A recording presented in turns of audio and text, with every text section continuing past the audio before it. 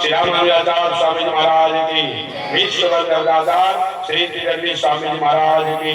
हरि ओम। शांति शांति शांति। नारायण, अब इसी घड़ी इसी समय बिना देर किए इस कथा मंच को अब धर्म सम्मेलन में हम पंडित करें। मात्र 15-20 मिनट में हम एक औपचारिक इस कार्यक्रम करके तब आगे जो कार्यक्रम होगा उसमें हम तैयारी में लगेंगे।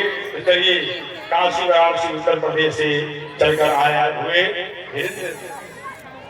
आचार्य धीरेन्द्र मनीषी जी, जो काशी वाराणसी से विद्वत वरण है, वे 5 मिनट में अपनी देववाणी संस्कृत और भी जो विदेशी भाषा सबके द्वारा मानव और राष्ट्र धर्म पर ही टिका हुआ है, इस पर 5 मिनट में अपनी व्याख्या देंगे।